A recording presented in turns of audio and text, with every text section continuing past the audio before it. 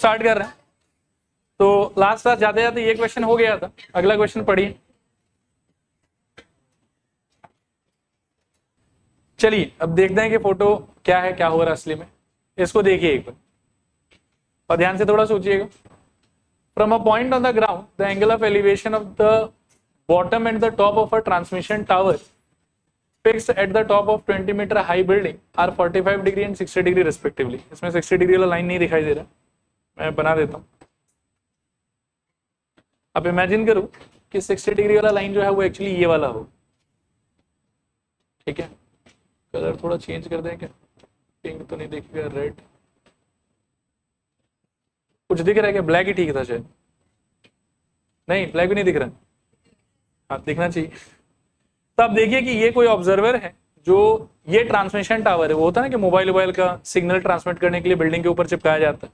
तो आपको बोला जा रहा है कि from a point on the ground the angle of elevation of bottom and the top of a transmission tower. तो ये ट्रांसमिशन टावर का बॉटम बी हो गया और टॉप क्या हो गया, सी हो गया। तो बॉटम का एंगल ऑफ एलिवेशन आपको बताया हुआ 45 डिग्री और उसके टॉप का एंगल ऑफ एलिवेशन कितना बताया हुआ आपको, 60 डिग्री, ठीक है। और आगे बोल रहा है कि find the height of the tower, मतलब इसका हाइट पूछ रहा है आपसे। इसका हाइट ऑलरेडी कितना दिया हुआ आपको, 20 मीटर हाइट दिया, ठीक है। मेरे ख्याल इस क्वेश्चन पे आप 5 स्टार लगाइए। ये इंपॉर्टेंट नहीं है, कुछ एक नया आइडिया है जो आप यहां से सीखना स्टार्ट करें, ठीक है। जो कॉपी में आप डायग्राम ड्रॉ करोगे वो ये वाला हो,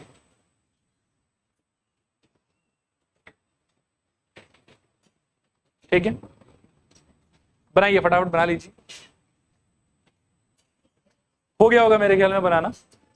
आप इसके नीचे लिखिए here BC is the transmission tower. बाकी चीज आई थिंक आइडेंटिफाई कर ही लोगे आप, ठीक है। लिखो BC is the transmission tower,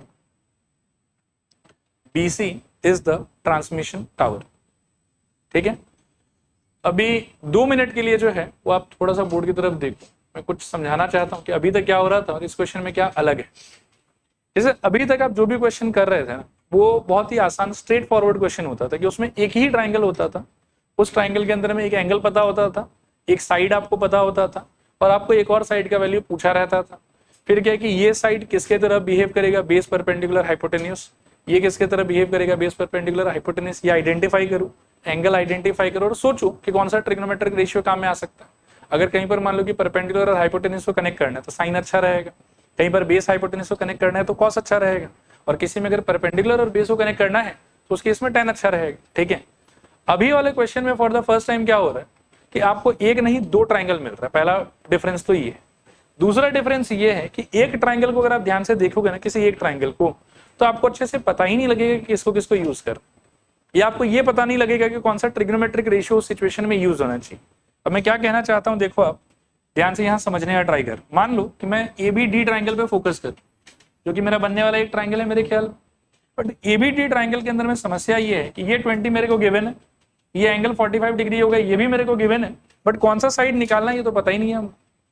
अब देखो क्वेश्चन में तो बेस नहीं पूछा ना हम, तो हम ऐसे कैसे बोल सकते हैं कि हमको बेस निकालना है। आप समझ रहे हो? बाकी क्वेश्चन में क्या हो रहा था कि एक पार्ट गिवन था, एक एंगल गिवन था और एक पार्ट आपको चाहिए था। That was pretty clear from the very first.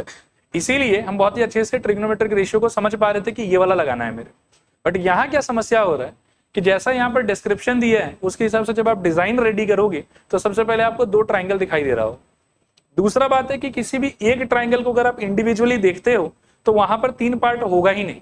3 part का मतलब एक एंगल और 2 साइड होना चाहिए, तब तो ट्रिग्नोमेट्री अप्लाई करोगे। लेकिन आप अगर ट्राइंगल ABD को देखते हो तो यू विल सी कि AB दिया हुआ है आपको, एंगल दिया हुआ है आपको, और थर्ड पार्ट कौन सा यूज करना है इसका कोई हिंट ही नहीं है। आई डोंट नो कि मेरे को AD से काम चलाना है कि मेरे को BD से काम चलाना है, बिकॉज क्वेश्चन में ना तो AD पूछा है मेरे से और ना ही BD पूछा है, तो वो तो कुछ भी हो सकता है। Similarly if you focus on the other right angle triangle, other triangle तो वैसे मान लो कि BCD भी बनेगा, लेकिन ये तो कोई काम का ट्राइंगल ही नहीं है। क्यों? Because it is not a right angle triangle, तो उसको तो सीधा इग्नोर कर दो।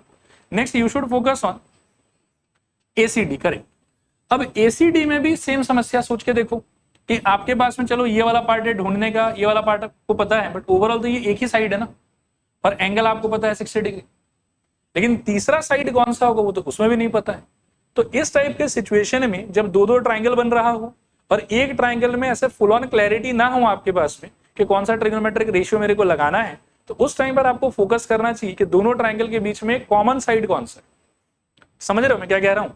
Individually if you observe triangle ABD it is not at all clear कि आपको कौन सा ट्रिग्नोमेट्रिक रेशियो लगाना चाहिए। Similarly if you focus on triangle ACD then also it is not clear कि आपको कौन सा ट्रिग्नोमेट्रिक रेशियो लगाना चाहिए। मैं कह रहा हूं कि ऐसे सिचुएशन में जब आपके पास में दो दो ट्राइंगल हो और क्लैरिटी ना हो कि किसको यूज करना है किसको नहीं यूज करना है, तो you should focus on the common side in the two triangles. Common side कौन सा है बताओ? एडी। तो इसका मतलब ये है कि हम जबरदस्ती का, दो मेरे को क्वेश्चन में एडी पूछा हुआ नहीं है, लेकिन हम एडी को अपने सोल्यूशन में इन्वॉल्व करेंगे। ये लॉजिक समझ में आया? चलो लिखूं। पहले मार्किंग बिल्कुल आप इसके तरीके से कर लो जैसे ये किया हुआ है, इस वाले पार्ट को एक्स मान लो और एडी को थोड़ी देर के लिए पता तो है नहीं तो वाई मान लो आप। ठीक है, आगे बढ़ने से पहले एक बार और पूछता हूं, मैं एडी को ही क्यों यूज कर रहा हूं ये समझ में आया? दोनों ट्राइंगल के अंदर में जो भी कॉमन होगा उसी को यूज करेंगे सच दैट कि दोनों जगह हम लोग के काम में आ जाए। अब आप मेरे को बताओ कि आपके पास में कितना ट्राइंगल है? यहाँ पे दो, एक एक करके फोकस करते हैं। First let us begin with triangle ABD. Triangle ABD, 2 minute के लिए एक बार बोर्ड की तरफ देखो सब लोग और थोड़ा सा मुझे हेल्प करने का ट्राई कर। एबीडी में व्हाट डू यू थिंक? 20 आपको पता है और वाई आपको निकालने के लिए अभी अभी हिंट दिया मैंने कि वाई निकालना है आपको। तो 20 एंगल 45 डिग्री के रेस्पेक्ट में क्या बनेगा आपका? परपेंडिकुलर। और वाई क्या बनेगा आपका? बेस। परपेंडिकुलर और बेस को जोड़ने वाला रेशियो कौन सा? 10। तो आपको क्या लगाना चाहिए बताओ? 10 लगाना चाहिए। क्लियर? लिखो। 10 of 45 degree is equals to कितना? सीधा ही लिख देता हूं 20 बाई वाई। दिस इंप्लाइज 10 45 का आंसर कितना होगा? 1। This is equals to 20 by Y और क्रॉस मल्टीप्लाई करोगे तो वाई इक्वल्स टू कितना? 20। ये आ गया आपके वाई का value. Mark it as equation number 1। चलेगा? नाउ ट्राइंगल चेंज कर। अब ट्राइंगल कौन सा लोगे बताओ? एसीडी। और एसीडी में आप थोड़ा बोर्ड की तरफ देखो और थोड़ा सा सोचो अच्छे से। ठीक है, एसीडी के अंदर में you are suppose to involve whom and whom. आपको एसी को इन्वॉल्व करना है अलॉन्ग विथ एडी को इन्वॉल्व करना है। तो वापस से 60 डिग्री के कॉन्टेक्स्ट में एसी किसके तरह बिहेव करेगा? परपेंडिकुलर। और एडी किसके तरह बिहेव करेगा? बेस। तो कौन सा ट्रिग्नोमेट्रिक मतलब रेशियो अप्लाई करना ठीक रहेगा? 10। आओ अप्लाई करें। लिखो 10 ऑफ क्या लिखोगे? 60 डिग्री इज इक्वल टू कितना होना चाहिए? 20 प्लस एक्स अपॉन में वाई। दिस इंप्लाइज 10 60 का answer correct √3। This is equals to 20 plus X और y का वैल्यू तो मिला हुआ आपको। कितना मिला था? 20 ही मिला था। क्रॉस मल्टीप्लाई कर लो। So 20 √3 is equals to 20 plus X. यहां से x का आंसर 20 √3 माइनस 20। चाहो तो 20 को कॉमन ले सकते हो, अंदर बचेगा आपके पास में √3 माइनस 1। सिंस क्वेश्चन में √3 का वैल्यू नहीं दिया हुआ है तो we can safely leave our answer here. इससे आगे सिंप्लीफाई नहीं कर। इन केस अगर दिया रहता तो उसको बिठा के आपको सिंप्लीफाई करना हो। और यहां पर आप मीटर भी लगा दो, 20 ब्रैकेट के अंदर √3 माइनस 1 मीटर। क्लियर मेरे ख्याल में? आगे बढ़ने से पहले एक बार वापस से वो वाला आइडिया रिकॉल कराता हूं आप लोग को। जब कभी भी दो ट्राइंगल हो, सिंगल ट्राइंगल में क्लैरिटी ना हो कि कौन सा ट्रिग्नोमेट्रिक रेशियो की तरफ जाना चाहिए, तो आप देखो कि दोनों ट्राइंगल में कंप्लीटली कॉमन साइड कौन सा? जो भी साइड कॉमन है उसको जबरदस्ती इन्वॉल्व कर लो और दोनों ट्राइंगल पे सोच समझ के ट्रिग्नोमेट्रिक रेशियो लगाओ। 2 मिनट में आपका आंसर आ जाए। क्लियर मेरे ख्याल में? चलते हैं अगले क्वेश्चन की तरफ। पढ़िए इसको।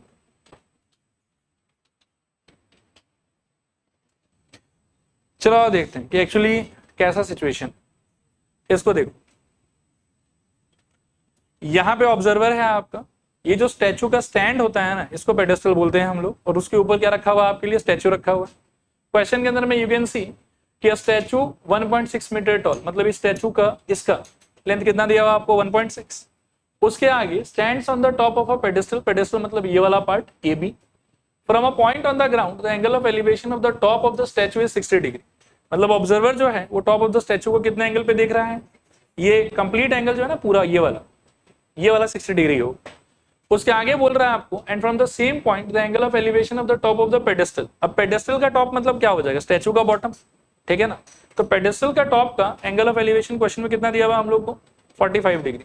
मतलब ये वाला जो एंगल है पिंक कलर वाला, ये हो जाएगा आपका 45 डिग्री। क्लियर मेरे ख्याल में? और इस सिचुएशन में आपसे पूछ रहा है कि find the height of the pedestal, मतलब ए से लेके बी तक का डिस्टेंस आपको चाहिए। ठीक, आपकी कॉपी का डायग्राम जो है that should look like this. ठीक है, फटाफट मार्किंग कर लूं।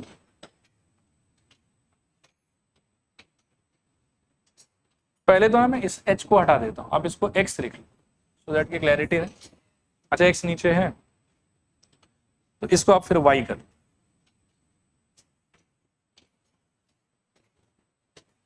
सबसे पहले लिखो डिस्क्रिप्शन में कि here AB is equals to AB क्या होगा, स्टैचू के pedestal, AB is equals to pedestal and BC is equals to statue and BC is equals to statue, BC is equals to statue. 2 minute के लिए board की तरफ देखते रहना। Statue का लेंथ आपको पहले से बताया हुआ था कितना 1.6 मीटर और पेडेस्टल का हाइट आपसे पूछा हुआ था, तो इस बात का तो क्लैरिटी है मेरे को कि AB मेरे को चाहिए। लेकिन वापस से लास्ट टाइम की तरह ही मैं 1-2 समस्याओं से घिरा हुआ हूं कि जैसे अगर मैं छोटे वाले ट्राइंगल पे फोकस करूं ना एक बार के लिए, तो मेरे को ये क्लैरिटी नहीं है कि ट्रिग्नोमेट्रिक रेशियो कौन सा लगेगा, क्योंकि एंगल का आइडिया है मेरे को, फिर मेरे को ये वाला पार्ट चाहिए, ये बात भी मेरे को पता है, बट थर्ड आदमी कौन है नहीं पता। सिमिलरली अगर मैं बड़े वाले ट्राइंगल पे फोकस करूं तो अगेन सेम इशू है मेरे साथ कि एंगल का मेरे को पता है, ये वाले साइड की तरफ में कुछ ना कुछ है वो मेरे को पता है, बट थर्ड आदमी कौन वो मेरे को नहीं पता। तो इस सिचुएशन में भी प्रीवियस क्वेश्चन का लॉजिक लगेगा कि दोनों ट्राइंगल में विचएवर पार्ट इज कॉमन, आपको उसको इन्वॉल्व करना पड़ेगा and here the common part is nobody but AD। तो AD को आप मान लीजिए x और जो आपको एक्चुअली चाहिए AB उसको आप मान लीजिए y। तो अल्टीमेटली आपको y के लिए सॉल्व करना है। हाँ, 2 इक्वेशन, 2 ट्राइंगल से 2 ट्रिग्नोमेट्रिक रेशियो, 2 इक्वेशन, वहां से आंसर आ जाएगा आपका। मेन पॉइंट लेकिन ये है कि आपको AD इन्वॉल्व करना है कि BD इन्वॉल्व करना है, इस चीज का क्लैरिटी आना पड़ेगा, ठीक है ना। तो यहाँ कौन सा इन्वॉल्व करना है, जो दोनों ट्राइंगल में क्या हो कॉमन, तो hence we should involve AD, ठीक है। लिखो let AD is equals to x, let AD is equals to x and AB is equals to y and AB Agra Bombay is equals to y। आगे लिखो। Now एक बार आप board की तरफ थोड़ा सा देखो और बताने का ट्राई करो। अगर मैं मान लो ट्राइंगल ABD पे फोकस करना चाहूं तो कैन यू गेस कि कौन सा ट्रिग्नोमेट्रिक रेशियो ठीक रहेगा, 10। लिखूं tan ऑफ कितना 45 इज इक्वल्स टू क्या होना चाहिए, y divided by x।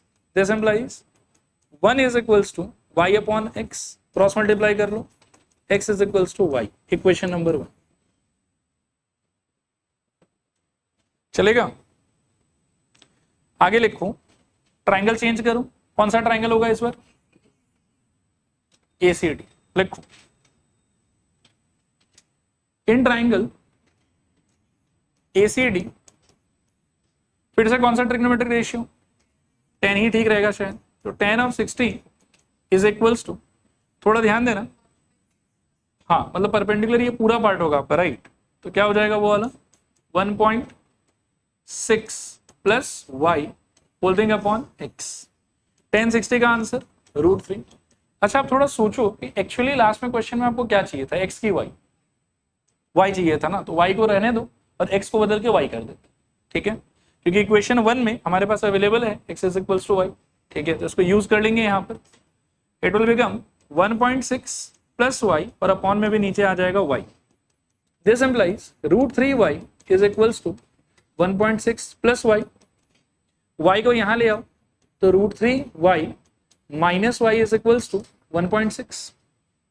This implies y common √3 minus 1 is equals to 1.6, ठीक है।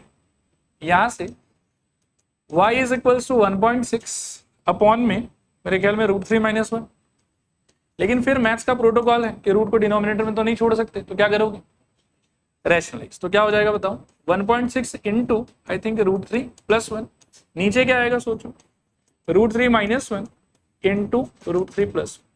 सॉल्व करने पे अल्टीमेटली नीचे आ जाएगा मेरे ख्याल में 3 माइनस 1 जो कि कितना हो जाएगा बताओ 2, और ऊपर रहेगा 1.6 इंटू √3 प्लस 2, 1.6 कट के 0.8, so this is equals to 0.8 into √3 plus 1 metre. ये आपका फाइनल आंसर।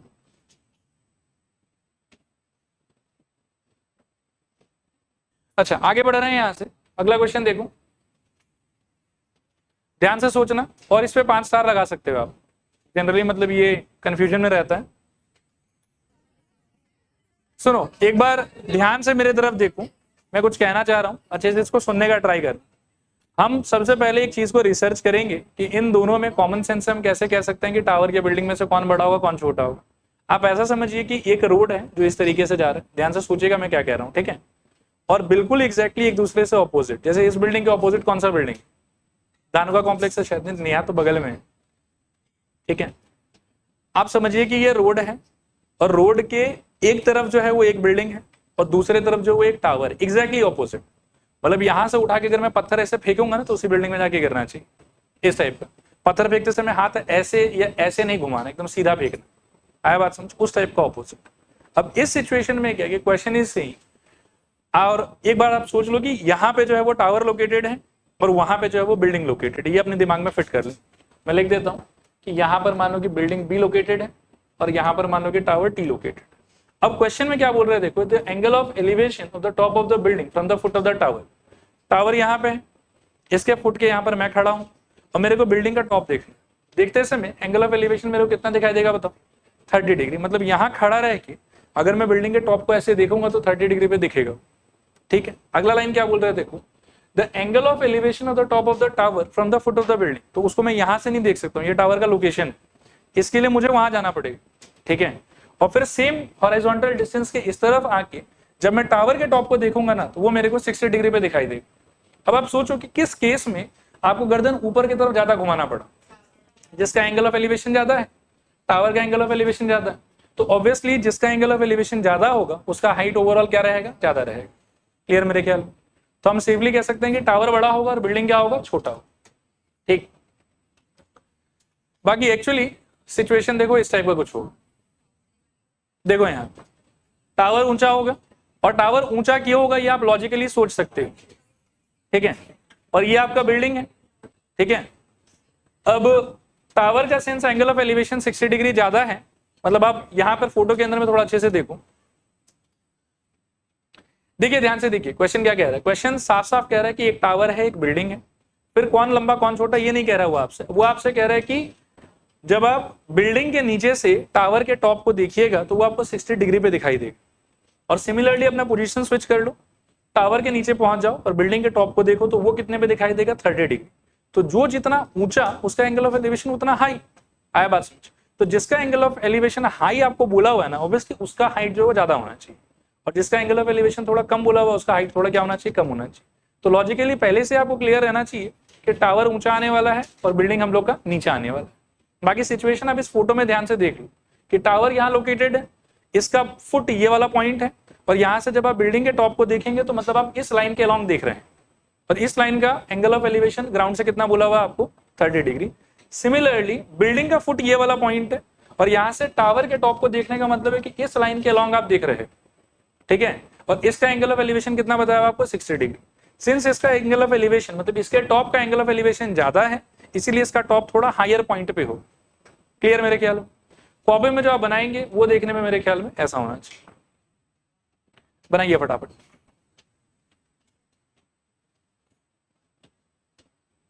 अच्छा एक लाइन लिख लो, here AB is the tower, AB is the tower and CD is the building, and CD is the building. AB is the tower and CD is the building. Clear है पक्का अच्छे से? अच्छा फिर क्या फाइंड करना है हमको, CD। लेकिन फिर से पुराना वाला ही समस्या है कि अगर आप अकेला अकेला छोटा ट्रायंगल को देखते हो तो क्लैरिटी नहीं है, अकेला अकेला बड़ा वाला को देखते हो तो भी क्लैरिटी नहीं है, इसीलिए हमको एक कॉमन साइड को इन्वॉल्व करना पड़ेगा। दोनों में कंप्लीटली कॉमन साइड कौन सा है, BC, तो उसको कुछ हम x मान के काम स्टार्ट करेंगे। लिखो let BC is equals to x and CD को भी कुछ मान ही लो, मान लो इसको y कह दो, and CD is equals to y, BC is equals to x and CD is equals to y। चलेगा? अब दोनों ट्राइंगल पे अलग अलग से आप ट्रिग्नोमेट्री लगाओ, आंसर आपका आ जाना चाहिए।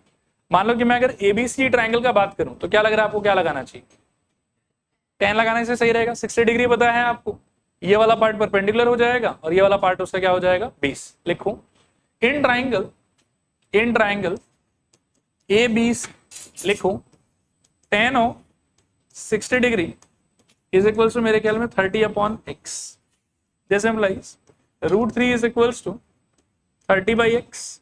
क्रॉस मल्टीप्लाई करोगे तो x इक्वल्स टू 30/√3, रैशनलाइज करोगे तो 30√3/3, कट के ये वाला हो जाएगा 10, सो इट विल बी 10√3। ये आपके x का आंसर हो। ओके शायद। फिर दूसरा ट्रायंगल क्या हो सकता है, BC।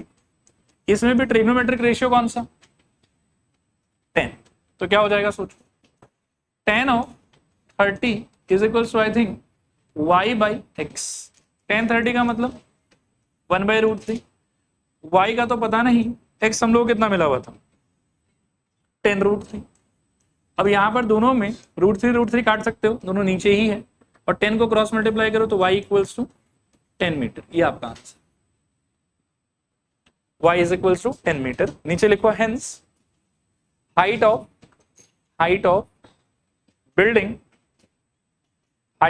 Building is equals to 10 metre. Height of building is equals to 10 metre. अगला क्वेश्चन देखते हैं, पढ़िए इसको और सोचिए अच्छे से क्या हो रहा है।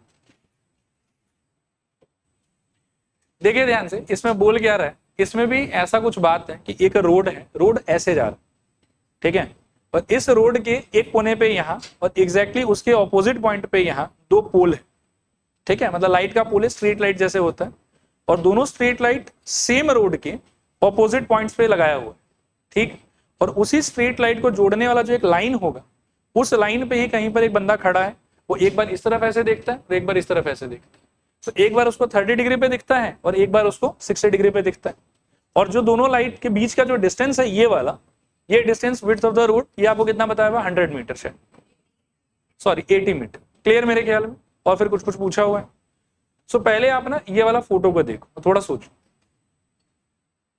आई थिंक रिलेट कर पाओगे अच्छे से। ये रोड जा रहा है, इस रोड के एक तरफ ये रहा पोल, और इसी पोल के एग्जैक्टली ऑपोजिट पोजीशन पे रोड के इस तरफ भी पोल। बंदा आपका बीच में खड़ा है, एक बार वो इसको देख रहा है, एक बार वो इसको देख रहा है, एक बार 30 डिग्री पे और एक बार 60 डिग्री पे, और दोनों पोल के बीच का ये जो रोड का विड्थ वाला डिस्टेंस है, ये डिस्टेंस आपको कितना दिया हुआ है, 80, और आपको बताना है कि बंदा लोकेटेड कहाँ पे। क्लियर मेरे ख्याल में क्वेश्चन। प्रॉब्लम जो आप बनाइएगा वो ये होना चाहिए। नहीं, इस बार हम सेम ही रखेंगे, अब कर लो मार्क, बाकी हम उसका एक्सप्लेनेशन लिखा देंगे कि वो क्या है।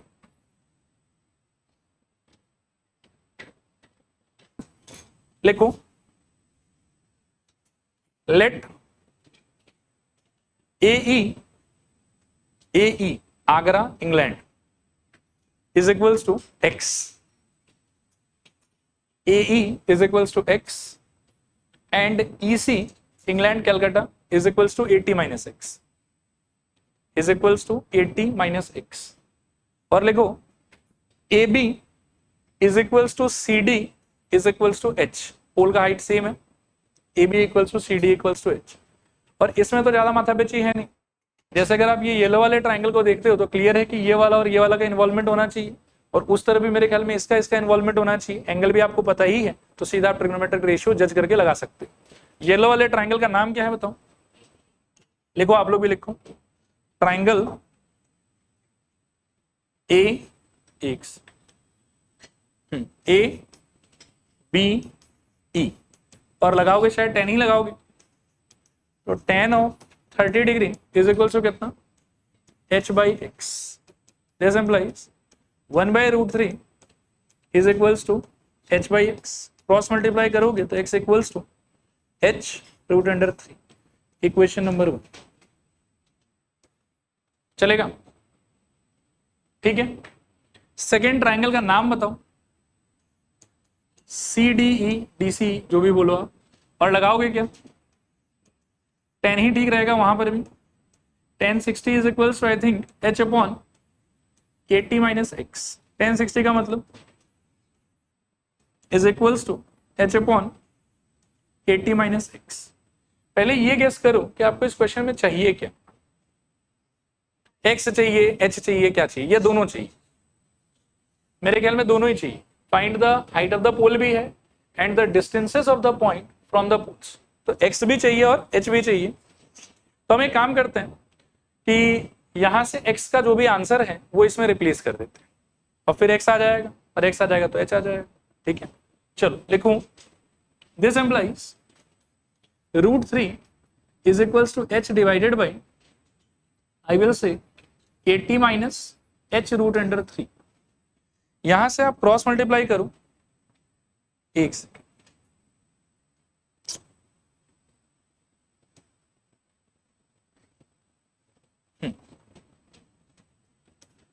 क्रॉस मल्टीप्लाई करोगे आप तो दिस एम्प्लाइज, देखो क्या मिलेगा आपको, √3 into 80 minus h √3 is equals to h, whole देने पे 80 √3 माइनस, अच्छा √3 इंटू √3h कितना हो जाएगा, 3h is equals to h।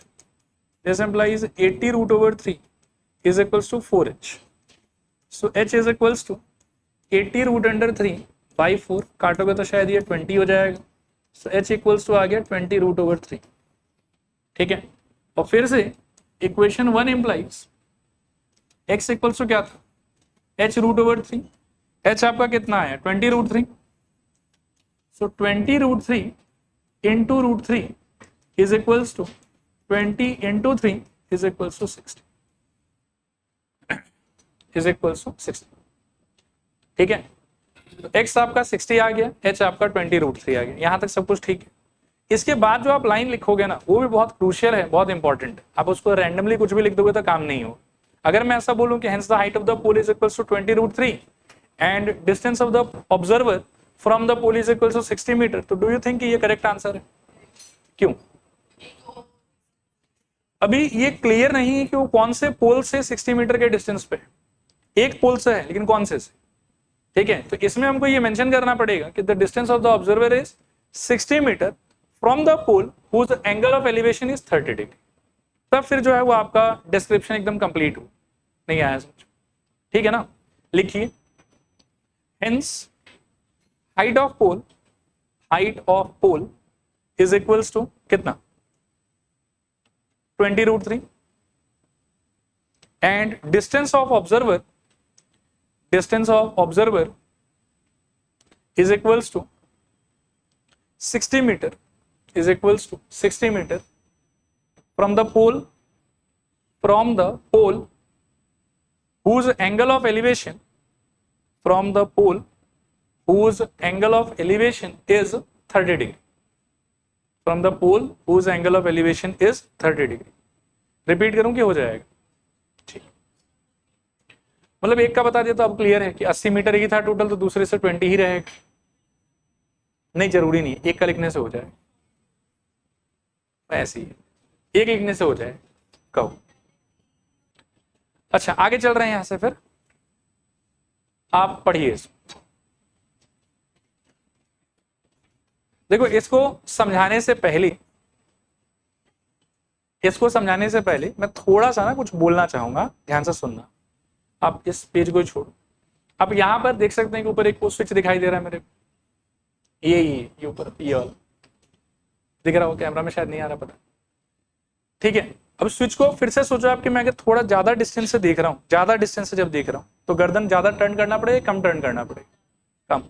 लेकिन स्विच के बिल्कुल यदि पास पहुंच जाए, अब उसी स्विच को देखने के लिए गर्दन ज्यादा टर्न करना पड़ेगा। तो एक ही ऑब्जेक्ट को ऑब्जर्व करते समय आप इस चीज का फीलिंग लीजिए कि जब आप उसको बहुत दूर से देखिएगा ना तो आपको मतलब बहुत ही कम गर्दन रोटेट ऊपर की तरफ करके दिख जाएगा। ठीक है, लेकिन जब आप उस ऑब्जेक्ट के बहुत पास पहुंच जाएंगे, ठीक है ना, तो फिर दिक्कत है, फिर क्या कि आप वो नहीं दिखेगा। मैं आपको एक एग्जांपल देता हूं, मानो कि लोग पेरिस वैरिस जाते हैं, नहीं जाने वाले जाते हैं, तो बहुत दूर से ना वो ट्राई करते हैं कि मतलब आईफल टावर के एकदम टॉप को मतलब ऐसे उंगली में डाल के मतलब हाँ देखो कितना छोटा है। वो मेरे को ये ना आईफल टावर के एकदम बेस में खड़ा रह के करके दिखाते। हाँ, ताजमहल चलो ठीक है, लोकल पे आते हैं हम लोग, ताजमहल ये भी ठीक है। आप ताजमहल का सोचो, ताजमहल में भी एक बहुत ही मतलब क्या कि अच्छा पोज ही है कि एकदम दूर खड़ा रह के ऐसे दिखाओ कि अच्छा ताजमहल मेरे नीचे, आशीर्वाद दे रहे हैं ताजमहल को, ये ऐसे पकड़ रहे, ठीक है ना।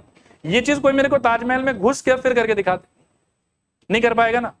लॉजिक समझ में आ रहा है कि जब किसी चीज के टॉप को आप बहुत दूर से देखना चाहते हो तो आपको एंगल ऑफ एलिवेशन उतना हाई नहीं चाहिए, आपको वो दिख जाएगा। लेकिन आप जब उसके बहुत पास पहुंच जाओगे तो एंगल ऑफ एलिवेशन आपको फिर थोड़ा सा हाई चाहिए। इस क्वेश्चन में क्या हो रहा है देखो, ये कह रहा है, एक फोटो के साथ समझाते हैं। इस फोटो को देखिए, ये है आपका बहता हुआ रिवर, यहाँ पे है जो भी टावर और टीवी टावर क्लॉक टावर जो भी बोले वो उसको। एक बार एक बंदा इसके एग्जैक्टली ऑपोजिट वाले किनारे पे खड़ा रह के इसको देख रहा था, ठीक है, उसको ये एंगल ऑफ एलिवेशन 60 डिग्री पे दिखाई दे रहा था। फिर बंदा 20 मीटर जो है वो और आगे चला गया, तो पोल से उसका डिस्टेंस बढ़ गया कि कम गया?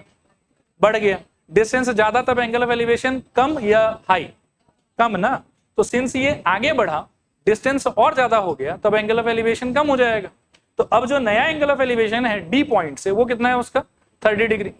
अब आपको पूछा हुआ कि इस रिवर का विड्थ कितना है शायद, और क्लॉक टावर का हाइट कितना। ये है सिचुएशन। सीबी का लेंथ चाहिए आपको और एबी का भी लेंथ चाहिए आपको। देखो क्लियर है कि नहीं क्लियर? क्लियर है। एक बार मैं कहूंगा कि और पढ़ लो आप इस चीज, और फोटो के साथ इमेजिन करने का ट्राई करो, और लगे कि समझ में आ गया तो फिर हम सॉल्व करेंगे इसको।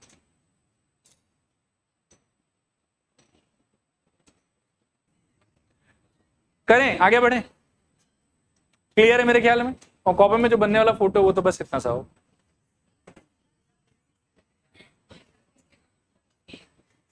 बनाइए फटाफट, लिखिए। पहले तो मेंशन कर देते हैं कि कौन सा क्या है, क्लॉक टावर है कि क्या बोला है? टावर बोला है बस, ठीक है। लिखो AB is equals to tower, TV tower है क्या? ठीक है। AB is equals to TV tower, AB is equals to TV tower, BC is equals to canal, BC is equals to canal. अब बाकी चीजों क्लियर ही है हम लोग को। फिर से वही पुराना वाला समस्या है, इंडिविजुअली अगर एक सिंगल ट्राइंगल को आप देखते हैं तो क्लैरिटी नहीं मिलेगा आपको क्या चाहिए क्या नहीं चाहिए, तो इसलिए कॉमन साइड को इन्वॉल्व करेंगे उस हिसाब से। हालांकि इसमें शायद कैनल और टीवी टावर दोनों ही चाहिए, तो एक्स और वाई पकड़ना ही पड़ेगा हम लोग। लिखो let BC is equals to x, BC is equals to x and AB is equals to y, AB is equals to y. Yellow वाले ट्राइंगल का नाम क्या होगा? ABC, आगरा बॉम्बे कैलकाटा। और 10 लगाएंगे शायद, तो 10 ऑफ 60 इज इक्वल्स टू कितना? y by x. करेक्ट। यहां से 10 60 का answer √3, this is equals to y by x. Cross multiply करने पे √3x is equals to y, swap करके लिखो तो y is equals to x √3, equation number 1। समझ आया होगा शायद? x √3 मल्टीप्लाई हो जाएगा, y अकेला रहेगा, बाद में पोजीशन इंटरचेंज कर दी, ठीक है। नेक्स्ट ट्राइंगल क्या है बताओ? ABD, आगरा बॉम्बे दिल्ली। इसमें क्या लगाओगे? फिर से शायद 10 से ही फायदा होगा, तो 10 30 is equals to I think y divided by, can you guess base कितना लंबा होगा? 20 प्लस x। 10 30 का वैल्यू 1/√3। अच्छा, इक्वेशन 1 से थोड़ा हेल्प लेते हैं। y equals to it was x √3, तो x √3 upon 20 plus x। Side में आप लिख सकते हो from 1। This implies 20 plus x equals to √3 multiply करके it will be x √3 into √3। So all together यहाँ होगा 3x, और यहाँ है आपके पास में 20 plus x, so 20 is equals to 2x and hence x equals to आ जाएगा 10, x इक्वल्स टू 10। एक ही बात, डन। हमको तो लेकिन y भी चाहिए था, तो लिखो equation 1 implies y is equals to x √3। x आपका 10 आ रखा है, so y is equals to हो जाएगा 10 √3। ये भी मीटर और ये वाला भी मीटर, ठीक है। x equals to 10 metre and y is equals to 10 √3 metre. नीचे लिखो hence canal is equals to, length of canal is equals to 10 metre, length of canal is equals to 10 metre. और next लिखना कि height of TV tower is equals to, height of TV tower is equals to 10 √3 metre, 10 √3 metre. ठीक है, अगला देखते हैं।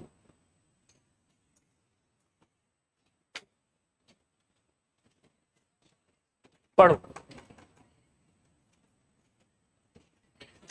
देखो ये पहला क्वेश्चन ऐसा है जिसमें आपको ऑब्जर्वर का ना हाइट बताया होगा कि आपका ऑब्जर्वर कितना लंबा हो। इसीलिए अभी तक सब में हम लोग ऑब्जर्वर को जो जमीन में गाड़ देते थे, बस मुंडी ऊपर रहता था, या मुंडी भी छोड़ो, आंख निकाल के बस उसी को ऊपर रखते थे। नहीं, अभी एकदम पूरा लड़का बाहर है, एकदम जमीन पे अच्छे से देख रहा हो उसको। कह सकते हो, या मान लो कि थोड़ा चाइनीज वाइनीज के टाइप का होगा, ये पार्ट बहुत छोटा है उसका। ठीक, आइए देख, सुनिए ध्यान से सुनिएगा। A 1.5 meter tall boy is standing at some distance from a 30 meter tall building. पहले बता दिया। आगे बोल रहा है कि the angle of elevation from his eyes to the top of the building increases from 30 degree to 60 degree as he walks towards the building. ये मैंने आपको एक्सप्लेनेशन दिया कि ऑब्जेक्ट के जब आप पास चले जाओगे तो एंगल ऑफ एलिवेशन आपका ज्यादा हो जाएगा, दूर रहोगे तो एंगल ऑफ एलिवेशन आपका कम रहेगा। आगे ये पूछ रहे हैं कि find the distance he walked towards the building. Photo के साथ देखना चाहोगे तो ये सिचुएशन है कि जब दूर खड़ा है वो तब 30 डिग्री पे देख रहा है, फिर जब वो पास चला गया तब कितने पे दिख रहा है उसको, 60 डिग्री पे दिखाई दे रहा है। और इसका हाइट आपको ओवरऑल शायद 30 मीटर बताया हुआ है, और आपको पूछा है कि ये यहाँ से यहाँ जो गया होगा तो ये डिस्टेंस कितना रहा हो, ये पूछा हुआ आपसे। देखो क्लियर है कि नहीं क्लियर? क्लियर मेरे ख्याल में। आपके कॉपी में इस बार जो बनने वाला डायग्राम होगा वो ऐसा हो। इस बार आप ऑब्जर्वर का हाइट जो है वो मान के चलो, इसको 0 नहीं लो। करो कॉपी करो फटाफट। एक दो छोटा छोटा बात पूछना है मेरे को इस फोटो में, फिर से आप एक बार बता दो ग्राउंड कौन सा है? ग्राउंड एसी है आपका। लड़का कहाँ है शुरू में? डीसी पे लड़का खड़ा है। चल चल के लड़का कहाँ पहुंच जाएगा? FE पे पहुंच जाएगा। और जो ग्राउंड से टॉप ऑफ द बिल्डिंग है वो कौन सा लाइन बता रहा है आपको? AB। फिर लड़का का खुद का हाइट जो है वो 1.5 है, तो A से लेके B तक का जो डिस्टेंस है वो तो 30 रहेगा। लड़का 1.5, सब कुछ रेक्टेंगल रेक्टेंगल रेक्टेंगल का फील है, तो ये 1.5, ये भी 1.5, उसके चक्कर में ये GA वाला पार्ट भी 1.5, और ये अगर 1.5 तो G से लेके B तक का 30 minus 1.5 which is equals to 28.5 हो जाएगा। क्लियर मेरे ख्याल में? लिखिए। अच्छा एक चीज बस थोड़ा सा हमको चाहिए क्या अल्टीमेटली? हमको चाहिए वैसे EC। FD बोलो या EC बोलो, बात तो एक ही है, X। ठीक है, लेकिन साथ में मेरे ख्याल में एक और हेल्पर को लेना पड़ेगा। किसको लेना होगा? FG को। इसको मान लेते हैं एक बार के लिए भाई, लिखूं let EC is equals to FD is equals to X। हाँ, England Calcutta. Let E England Calcutta is equals to X is equals to FD। अच्छा ये लोग इक्वल क्यों होगा? क्योंकि ये रेक्टेंगल का सिचुएशन, तो जितना ये होगा उतना ही वो होगा। एक और लाइन लिखो, let GF is equals to AE is equals to Y। GF, ठीक है, Guwahati France, is equals to Y is equals to Agra England, E। ठीक है मेरे ख्याल। अभी स्टार्ट करते हैं। दो ट्राइंगल आपका क्या क्या हो सकता है बताइए? एक मेरे ख्याल में BGF हो सकता है और एक मेरे ख्याल में BGD हो सकता है। स्टार्ट कर रहे हैं। देखिए आप पहले B, G और F पे फोकस कीजिए।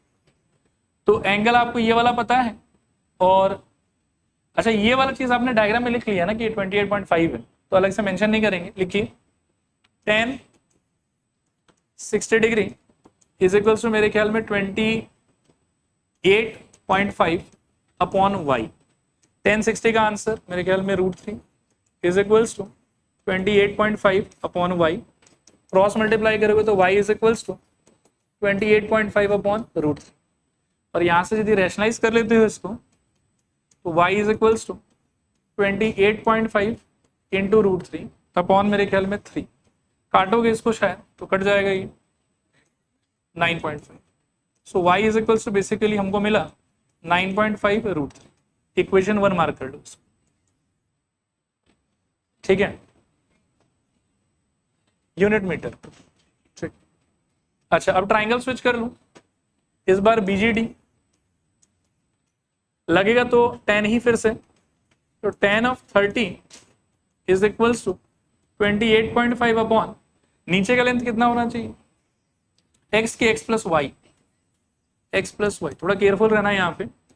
This implies 1/√3 is equals to 28.5 upon में x plus y, cross multiply कर लो, x plus y is equals to 28.5√3। अच्छा y अपना आ रखा है शायद 9.5, so x plus 9.5√3 is equals to 28.5√3। इसको वहां स्विच करोगे तो आपको मिलेगा x इक्वल्स टू मेरे ख्याल में 28.5√3 माइनस 9.5√3, और बचेगा यहाँ से क्या, x is equals to 19.5 sorry 19 भी हट ही जाएगा 19√3 मीटर। और अल्टीमेटली आपको y नहीं चाहिए था, इसमें x ही चाहिए था कि वो कितना डिस्टेंस चला, ठीक है ना। तो आपका आंसर हो जाएगा 19√3 मीटर। नीचे एक लाइन भी लिख दो, hence distance travelled is equals to 19√3 metre, 19√3 metre. Done मेरे ख्याल में। चलिए आज के लिए इतना।